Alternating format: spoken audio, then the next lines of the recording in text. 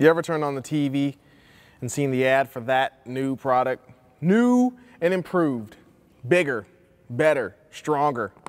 If you don't have this product, you really don't have anything. You get excited. You run and grab your money, head right to the stores. You buy it, ready to use it, ready to have your whole life changed, flipped upside and down. But when you try it out, it's really not that great, is it? Rarely are they that great. And you soon realize that the product that you've been using for years is actually better than that. The old, trusty, stand the test of time product is actually better, which is why it stood the test of time. You ever seen that show, America's Funniest Home Videos? It's one of the classics, right? American classic video. I call it the YouTube before YouTube even existed.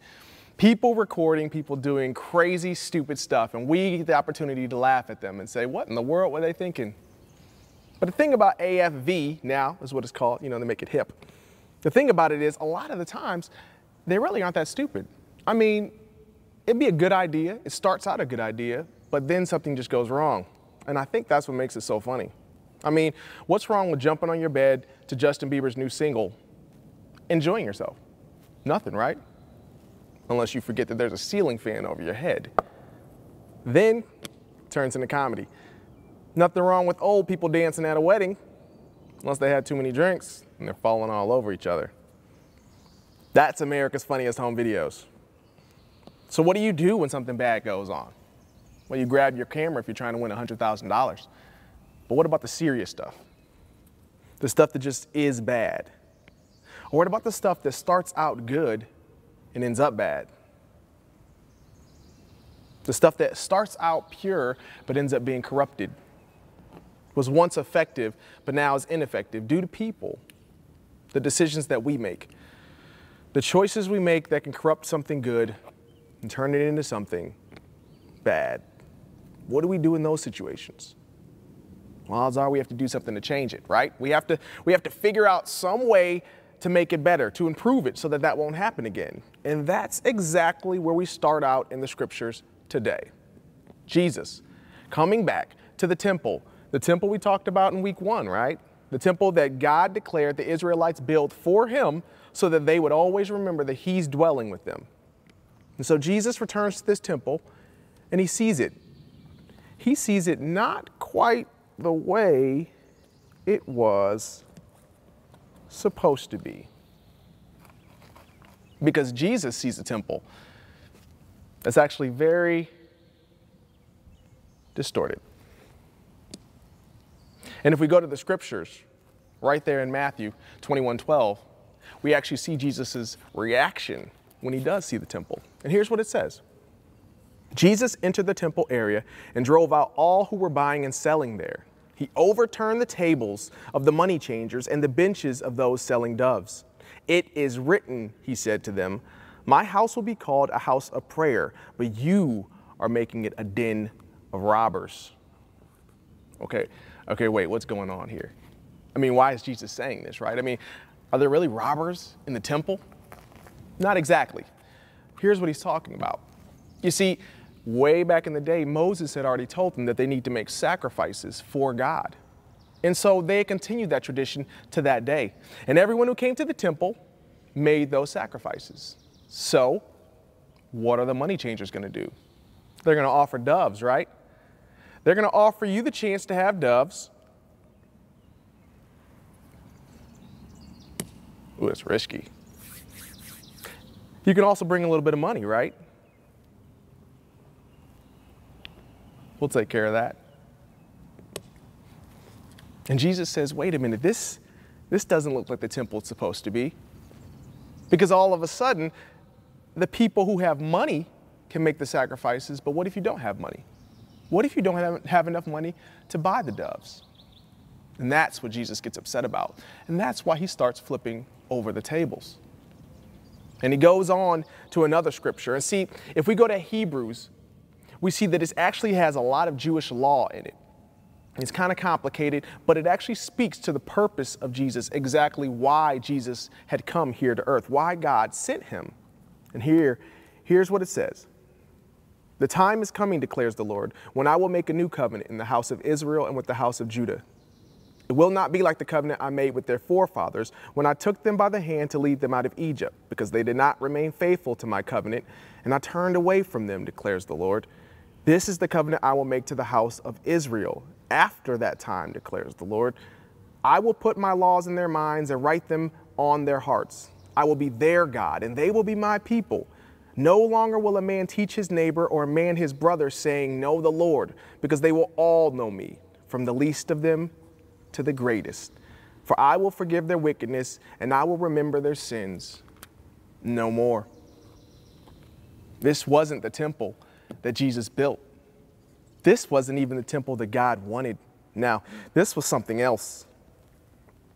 This was man taking what was once pure and corrupting it.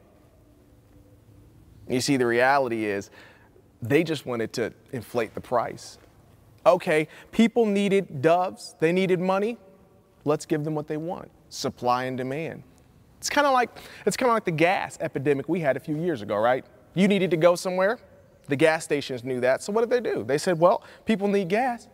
Let's go ahead and hike the prices up. $2, $3, $4. We're paying $5 a gallon just for gas. And of course, they're looking the same way at the temple. If they need the animals, why not just charge them a little bit more? And Jesus says, no, that's not what I'm about. I'm about everyone having the opportunity to make their way to me. You see, last week we talked about a God who came down and made himself accessible to the Israelites, accessible to his people, and made them his nation. And then he did them one even better. He said, you know what? You can build a sanctuary for me and I will come down. The mighty God who created all of earth will come down and actually dwell with you. And then we have Jesus who comes and says, you know what? They've ruined that temple. They've ruined that sanctuary. And so God sent me and said, no longer will you need that temple. Now all you need is me. I got to choose the right one. And so as man kept distorting, kept ruining, kept being just for the wealthy, just for the elite, just for the best, along came Jesus for the person who didn't quite have enough money, didn't quite have anything,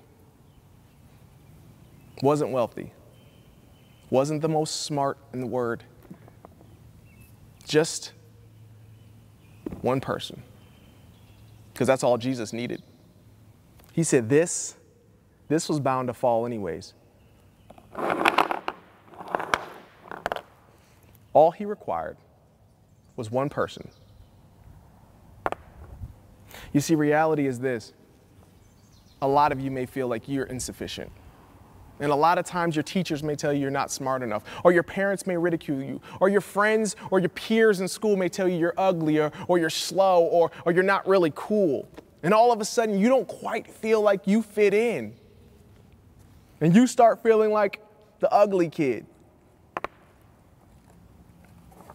You start looking like the forgotten girl.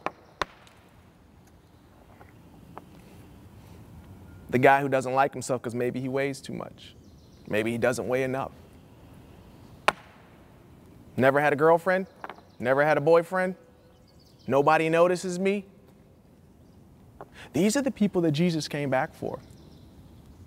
And that's the reason why throughout the scriptures we see that they ridiculed Jesus, and he had problems with people that should have rejoiced his coming. Why? Because they wanted the church to be the way that they saw it. They wanted the temple and the rituals to be exclusive, just for a few people.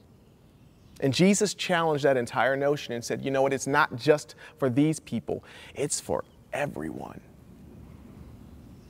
You know, chances are, sometime this week, somebody's going to tell you you don't measure up.